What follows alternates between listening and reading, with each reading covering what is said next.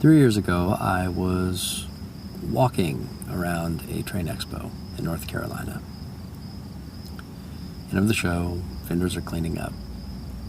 I'm doing what we all do. You know, I'm looking for that one last minute score that's just going to make it all worthwhile. And I'm at a booth, and this man just walks up to me with a tiny little box, and he says, "Can you tell me what this is?" And inside it's an original 2-inch 1973 Mark Lindsay scale engine. It was beautiful. And he says, "You know your trains?" I say, "Yep."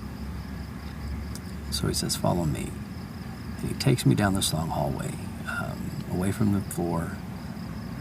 It's his building, his show. And he opens this door, and it took my breath away. It was an entire room, fully scenic pike, 300 square feet, 2 stories high, multiple duck unders, hundreds of HO trains zipping around. It was amazing. The walls were painted to further the illusion. I was awestruck, and yet this guy, all he could do was go on about how that hill, it's the wrong shape, or the face on that kid is smudged. You know, he was proud of what he did, but there was no pleasure. There was no joy. He built this masterpiece, but it was just his obsession. And that stuck with me. And I've been thinking about him a lot lately. Have you ever considered,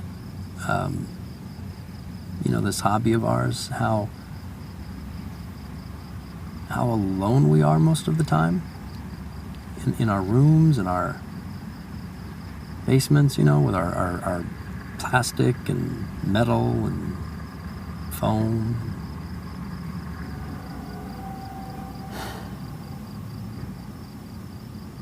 He died about a year ago.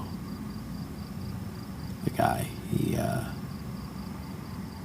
his Train Expo newsletter, it had a picture of his room and said the family was going to rip it apart, sell what they could, chuck the rest. Plan to sell the whole building, so no more train show. Someone could take that ball and run with it, but it's not what he built. It's not his obsession. He didn't leave a legacy behind. He just died. And that's it, because nobody cares. We understand each other, you and I, but our wives or our parents or friends, all the time and money and energy that we put into this, at the expense of anything that matters, it's all just going to be torn apart and sold or junked. He died, and now it's my turn. I'm dying. This is my last podcast. I can't hide it anymore. I can't do anything anymore. So I want to thank you for listening, for being there. I may not have met you, but I know you. I know how you think. I know what drives you. And I am telling you, your creations are not your legacy.